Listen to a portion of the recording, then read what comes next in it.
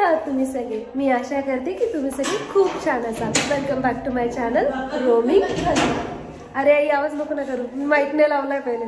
Hello, कसे आहात तुम्ही सगळे? मी आशा करते की तुम्ही सगळे खूप छान असाल. Welcome back to my channel roaming Bhagyashree.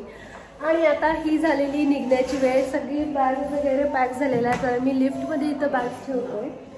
तर निघण्याची वेळ झालेली इंडियामधून आणि आम्ही आता चाललेलो आहे UKला. तर रात्रीचे वाजलेले आहेत 12:30ची वेळ आहे आणि खाली कार आलेली आहे. तर आता मी निघालो घरून, घर लॉक केलं आहे आणि खाली सगळे चालले. लिफ्टमध्ये आम्ही चाललो आहे. आई, वर्षा, विक्की, जयताई आणि जिजू पण आले होते, पण उशीर होईल म्हणून ते आत्ता जस्ट 10 मिनिटं आधी गेले. इथं आम्ही दोघं आणि ह्या सगळ्या बॅग्स आणि लिफ्टमध्ये आम्ही चाललोय आणि कार खाली आलेली आहे. तर आम्ही नेहमी ना मुंबई टू पुणे और पुणे टू मुंबई नेहमी KK ट्रॅव्हल्सने प्रवास करतो, म्हणजे KKची कॅब घेतो. तर आता पण कॅब बुक केलेली आणि ती आलेली आहे, कारण आतापर्यंत तरी त्यांची सोय खरंच चांगली आहे. आम्ही नेहमीच KK ट्रॅव्हल्सने प्रवास करतो, पुणे टू मुंबई और मुंबई टू पुणे मिळतो. त्यांची कॅब असतात, एकतर शेअर्ड किंवा मग प्रायव्हेट असं आपण करू शकतो. तर आता पण आम्ही KKनेच बुकिंग केलेली आहे. मी तुम्हाला दाखवते. सामान लोड होतंय. रात्रीची वेळ म्हणून सगळा अंदाज झालेला आहे आणि इथे आता जॅकेट काढून घ्यायचे. जॅकेट आता नाही लागणार ना, तर आता नको. तर ही कॅब आहे आपली, याने जाणार आहे. खालीच करावं लागेल त्यांना बसणार. फिरायला जात जा, फिरत राहा, म्हणजे बोर्ड फिरत राहा. चालेल, फिरतच राहायचं. मग तिकडे काय ट्रिप बुक करायची आणि जायचं. आणि गुड न्यूज दे मला लवकर. कधी द्यायची आता. Bye bye. थँक्यू. तर आता निघण्याची वेळ झालेली आहे. ते आताच ठरतो आता काय किंवा मागं टाकून देतो. तब्येतीची काळजी घ्या. तब्येतीची काळजी घ्या. आता डाएटच करायचं. आता तीच तब्येतीची काळजी, जास्त काळजी नाही घ्यायची, आता तीच काळजी. आता निघण्याची वेळ आणि चला इथून मग आता मी तुम्हाला पुढचा प्रवास दाखवते. Bye bye bye bye bye bye. काळजी घ्या. बाकी जर्नी मुंबईला काय सकाळी करा, मग 7-1 वाजता कॉल करा. 3 असताना फ्लाईट तुम्ही 8 वाजता आम्ही हा आधी अर्धा 1 तास 7-7:30 करू शकतो. ओके ओके, चला बाय बाय. Bye bye. काळजी घ्या. यस, तुम्ही पण काळजी घ्या.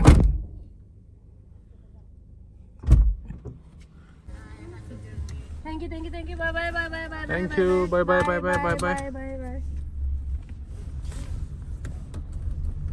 ठीक आहे, शूट त्यांना घे मागून. गेली.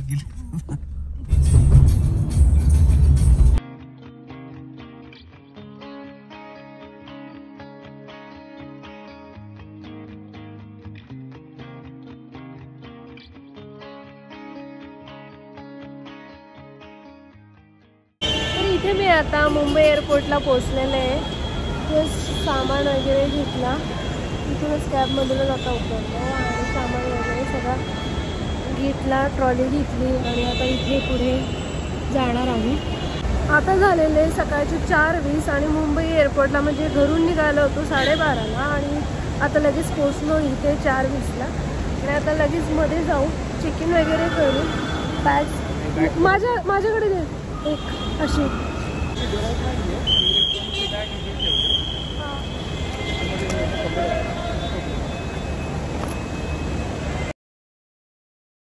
तर आमची सौदीची फ्लाईट आहे आणि मग आम्ही इथूनच चेक इन करणार आहे. Mumbai to Saudi, Saudi to London Heathrow. Check इनची लाईन बरीच मोठी आहे. हा पूर्ण हे करून जाणार आम्ही. मगाशी सिक्युरिटी चेक इन झाली, मग इमिग्रेशन झालं आणि खूप वेळानंतर आम्ही ड्युटी फ्री मधून इथे आलो आणि आता कॉफी घेतोय. पण खूप वेळ लागला, म्हणजे सिक्युरिटीला जवळजवळ आमचा अर्धा तास गेला. काही गोष्टी नसताना इतकी मोठी क्यू होती आणि इमिग्रेशनला पण तेवढीच क्यू. तर खूप वेळ गेला.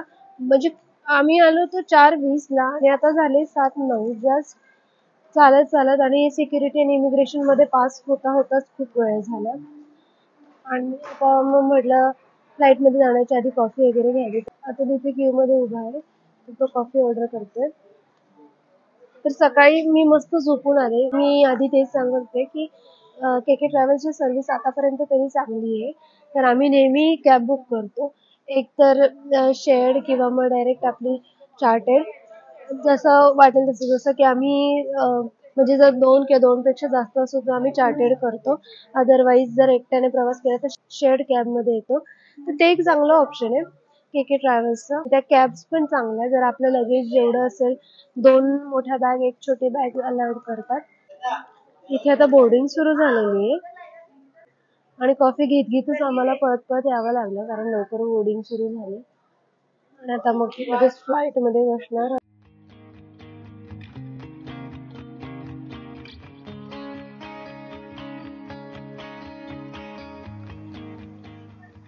तुम्ही बघत असाल मी ऑलरेडी फ्लाईटमध्ये बसलेली आहे आणि विंडो सीट मिळालेली आहे. माझी विंडो सीट आणि अतुल इथे शेजारी बसलाय. तर ही सौदी एअरलाईनने, मी मगाशी जसं सांगितलं त्याने फ्लाय करतोय आम्ही. तर मुंबई टू रियाद आणि रियाद टू लंडन अशी ही फ्लाईट जर्नी असणार आहे.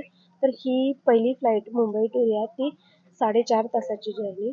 त्यानंतर 1.5 तासाचा मला वाटतं लेओव्हर आहे आपला. 1.5 तासाचाच लेओव्हर आहे, म्हणजे रियादला थांबायचं. तिथं मग सिक्युरिटी चेकिंग परत करावं लागेल आणि मग तेवढ्या 1.5 तासात ॲक्च्युली मॅनेज व्हायला पाहिजे. थोडी पण डिले झाली तर प्रॉब्लेम होईल. आणि त्यानंतर पुढची रियाद टू लंडन 7.5 तासाची जर्नी आहे. तर खूप मोठी जर्नी असणार आहे. आणि आता सकाळचे किती वाजले त्यातून? सकाळचे 7:30 7:35 झालेले आणि 8:10ची फ्लाईट आहे. म्हणजे मग आता टेक ऑफ 8:10च्या अराउंड होईल. आता सगळं रेडी झालेलं आहे. कॉफी घेतली मगाशी. पण खूप यावेळी ना खूप लवकर येऊन सुद्धा ना गोष्टी पटापट झाल्याच नाही. सिक्युरिटीला एवढा वेळ लागला. त्यानंतर इमिग्रेशनला पण खूप मोठी क्यू होती. ऍडिशनल आहे मुंबई एअरपोर्टला इमिग्रेशन का करतात, डिपार्चरला इमिग्रेशन का? हां, म्हणजे मुंबई एअरपोर्टला ना तो एक काउंटर ना एक्स्ट्रा वेळ घेतो. हे बरोबर आहे. कारण सिक्युरिटी नंतर परत इमिग्रेशनला लिटरली आम्हाला जवळपास 25 मिनिटं होते आपण तिथे क्यूमध्ये. आम्ही 25 मिनिटं म्हणजे अर्धा तास धरून चला, अर्धा तास फक्त क्यूमध्ये. त्यानंतर मग पुढे इमिग्रेशनला गेलो आणि मग त्यांचे क्वेश्चन्स आन्सर ते केल्यानंतर पास झालो त्या गेटवरून. त्यामुळे ते आम्हाला वाटलं आम्ही रिलॅक्समध्ये जाऊ, पण पुढे गेल्यावर लक्षात आलं अरे इमिग्रेशन पण असतं नाही का मुंबई एअरपोर्टला. आणि मग ती क्यू बघून ना खूप वैताग आला की अरे एवढा वेळ थांबायचं. पण ती एक एक्स्ट्रा गोष्ट आहे. आणि आता मी तुम्हाला पुढचा प्रवास दाखवते मग.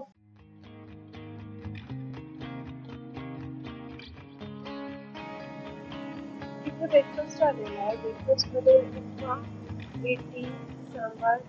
इथे मी माझा ब्रेकफास्ट ऑलमोस्ट संपवलेला आहे. आता योगर्ट खाते. मफिन मी नाही खाणार. फ्रुट्स आहेत आणि टर्बुलन्स आहे.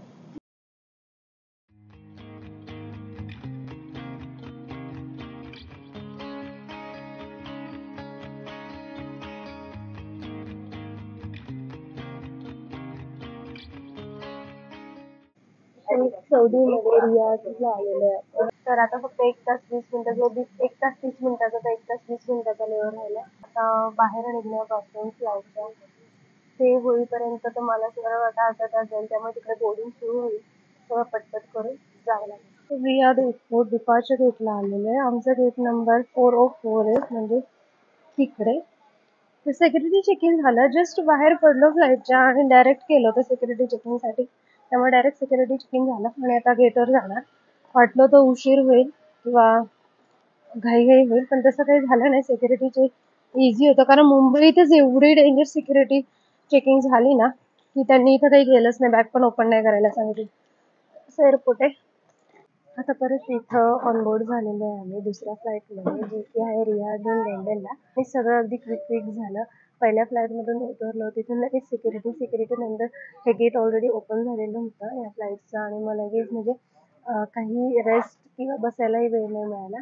आणि मेन म्हणजे रियादला पूर्ण एअरपोर्टवर कुठेच पाणी नव्हतं. म्हणजे असं जे आपण म्हणतो एअरपोर्टवर तुम्ही बॉटल्स वगैरे फिलअप करू शकता, तसं काहीच नाहीये. जेव्हा आम्ही तिथे विचारलं की पाणी कुठे मिळेल आम्हाला वॉटर बॉटल फिल करायची, तर ते म्हटले you have to buy it. आणि वेळच नव्हता. ऑलरेडी ते अनाऊन्स करत होते की गेट आणि ऑलरेडी ते अनाऊन्स करत होते की गेट ओपन आहे, लवकर जा. आणि मग आम्ही विचार केला, लास्ट कॉल होता ऑलरेडी, जास्तही फ्लाईटमध्ये मिळतं ना, मग आम्ही सरळ फ्लाईटमध्ये आलो आणि मी लगेच त्यांना आल्या आल्या बसले पण नाही तिथं. त्यांना म्हटलं मला पाणी हवंय आणि इवन त्यांनी विचारलं पण, कारण बॉटल माझी थर्मास बॉटल बघून ते म्हटले यू वॉन्ट वॉर्म, आणि दिलं पण त्यांनी मिक्स करून. आणि बरं झालं म्हणजे, कारण इथे हे कसं ना डेझर्ट आहे पूर्ण सौदी अरेबिया, तर इथं पाण्याची व्हॅल्यू त्या लोकांना खरोखर माहिती आहे. 11:40ला टेक ऑफ आहे आणि तिथून पुढे 7.5 तासाची जर्नी आहे. खूप मोठी जर्नी. मी तर मस्त झोपून घेणार आहे आणि मध्ये आता जेवण वगैरे देतील, कारण आधीच्या फ्लाईटमध्ये ब्रेकफास्ट दिला होता, तर आता जेवणाची वेळ झाली आणि मध्ये गॅप पण नव्हता, त्यामुळे लगेच लंचचा टायमिंग झाला आहे 11:40. ब्लँकेट आणि कुशन्स मिळालेले आहेत. सीट पण कम्फर्टेबल आहे आणि फ्लाईट एवढं कोल्ड नाही आहे. म्हणजे मागची फ्लाईट पण ना टेम्परेचर खूप छान मेंटेन केलं होतं. 777 फ्लाईट असल्यामुळे ना खूप मोठी फ्लाईट आहे आणि लेग स्पेस पण खूप छान आहे, त्यामुळे ना कम्फर्टेबल वाटतं आणि प्रवास खरंच छान होतो.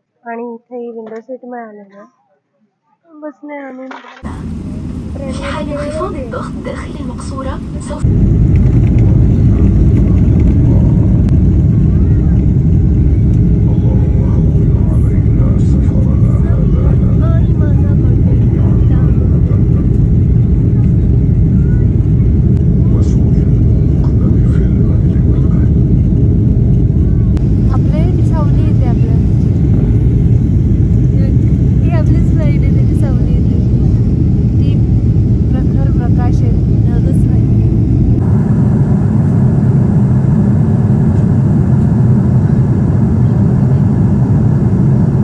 लवकरच आम्ही लँडिंग करणार आहोत. लंडनला पोहोचतोय आता लवकरच. वर इतकं प्रखर ऊन आहे, कारण आता जवळपास 4 वाजले असतील. आता लवकरच लँडिंग करते आणि मग लंडनला पोहोचणार. तिथून पुढे न्यूपोर्टसाठी जाणार आणि आम्ही ऑलरेडी कोच बुक केलेली आहे, तर त्याचा टायमिंग 2 तासानंतरचा केलेला आहे. तर सगळं आता इमिग्रेशन वगैरे करून पटकन बस घ्यायची, वेळेत पोचायचं, बस मिस नाही करायची, हाच एक टार्गेट आहे.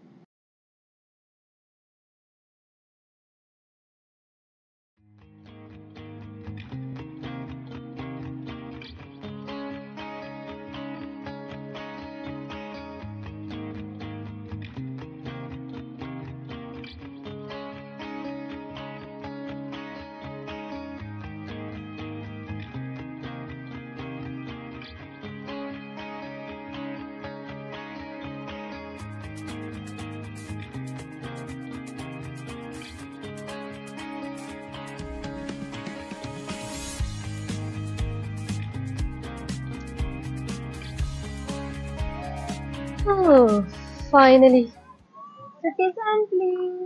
ते नाही का, शाळा सुटली, पाठी फुटली, सुट्टी संपली, कामावर जा आता. आता ह्या बेल्टवर जस्ट बॅगेज घेतल्या ह्या सगळ्या आणि मी फ्रेश झाले आणि तुला तर फ्रेश व्हायला गेलेलं आहे. लंडनला पोचलो, सुट्टी संपली आणि आता कामं खरं सुरू होतील. तर चला आता आपापल्या घरी आणि कामाला लागा, अशी वेळ झाली माझी आता.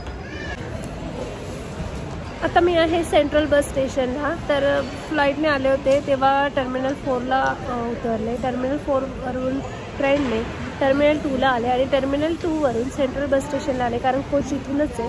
तर आता इथे बसले, सामान वगैरे सगळं इथून घेऊन बसले आणि अजून 20 मिनिटांनी बस आहे, तर तोपर्यंत थांबावं लागेल. थंडी तर आहे भरपूर, म्हणून मी सगळं मफ वगैरे लावला आहे. इथं ग्लोव्ज पण आहेत, जसं की पॅक होऊन बसलेले आहे आणि वेट करते, कारण इथे अजून डिस्प्ले नाही झाला आहे, त्यांनी अजूनही वेट म्हटलेलं आहे. आता कोच आली आणि कोचमध्ये बसलो आहे आम्ही. तर आता लगेच निघेल ती, कारण तसं बोर्डिंग सुरूच आहे. माझं सामान वगैरे ठेवलं गेलं. एक मोठी बॅग, एक छोटी बॅग होती, त्यामुळे एक्स्ट्रा काही पे नाही करावं लागलं. तर आता सरळ न्यूपोर्टला जाणार, पण अजून 3-3.5 तासाचा प्रवास आहे पुढे आणि मग तिथून घरी आणि घरून मग परत ग्रोसरी शॉपिंगला जाणार उद्यासाठीचं, कारण आता तर रात्र झालेलं आहे. सँडविच वगैरे घेणार आणि सँडविच वगैरे रात्री खाणार. मग उद्याची तयारी आधीच, म्हणजे मिल्क वगैरे जे रेग्युलर ग्रोसरी लागते त्यासाठी. आणि पुढचा लगेच वीक आपला वर्किंग वीक आहे, त्यामुळे मम्मी सोमवारपासून वर्क करणारच आहे. ती आधीच प्रिपरेशन उद्याचं, म्हणून रात्रीच आम्ही ग्रोसरी शॉपिंगला जाणार. तर मी आता न्यूपोर्टमध्ये पोहोचले. ती मागे कार आहे पार्क केलेली आणि मी इथे टेस्कोमध्ये आलेले. त्याच्या आधी तुम्ही माझा आधीचा व्हिडिओ बघितला असेल जेव्हा मी इथून निघाले होते न्यूपोर्टवरून पुण्याला जायला. तर तेव्हा मी आमच्या एका फ्रेंडकडे आमची कार ठेवली होती. तर आधी आम्ही कॅब करून त्यांच्याकडे गेलो, कार घेतली आणि इथून आता टेस्कोला शॉपिंगला आलेलो आहे. म्हणजे उद्याचं जे मेन गोष्टी लगेच लागणाऱ्या जसं की मिल्क एग्ज वगैरे ते घेतो आणि मग उद्या परत येता येईल अशा हिशोबाने, कारण उद्या सुट्टीचे म्हणून म्हटलं की आता सकाळी, कारण आता झोप कशी होते त्यावर आहे, तर ऍटलीस्ट बेसिक गोष्टी ज्या लागणार आहे त्या घरात पाहिजे, त्या घेऊनच घरी जाणार. तर घराजवळच अगदी जवळ म्हणजे ऑन फूट 10 मिनिट्स लागतील इतके जवळ टेस्को आहे. तिथे आले, दाखवते मी पुढे. एअरपोर्टला पण सँडविचेस वगैरे घेऊन ठेवले होते की बाबा जर उशिरा पोहोचलो तर रात्री खायला हवं. आणि आता मग मिल्क एग्ज आणि परत सँडविचेस घेणार. बनानाच घेऊन ठेव.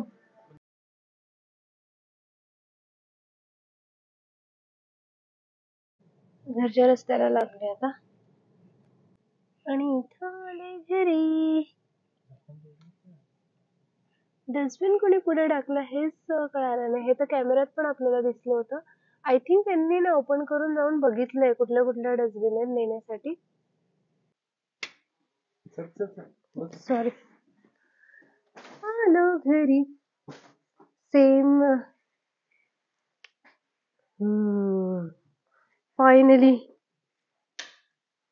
आणि रात्रीचे 12 वाजलेले, 12ला 10 कमी आणि घरी पोहोचले. आता बॅगच आणते.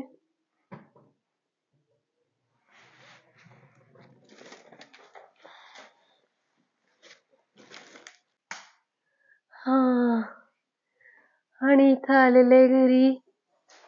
फायनली पोहोचलो आरामात. आणि बॅग्स वगैरे सगळ्या तिथे मांडलंय. हे सगळे लेटर्स मी आता जस्ट लेटर सगळे उचलले आणि इथे ठेवले. बॅग इथे ठेवली आणि फायनली घरी पोहोचलो. म्हणजे डोर टू डोर 24 तासापेक्षा जास्त लागलेत. आता इंडियामध्ये मला वाटतं 5:30 झाले असतील सकाळचे आणि आम्ही निघालो होतो 12:30ला. तर 24 तासापेक्षा जास्त झाले. ही होती अशी जर्नी. तर असेच माझे व्हिडिओ बघत राहा. व्हिडिओजला लाईक करायला विसरू नका, कमेंट करायला विसरू नका, subscribe my channel. Take care, bye bye.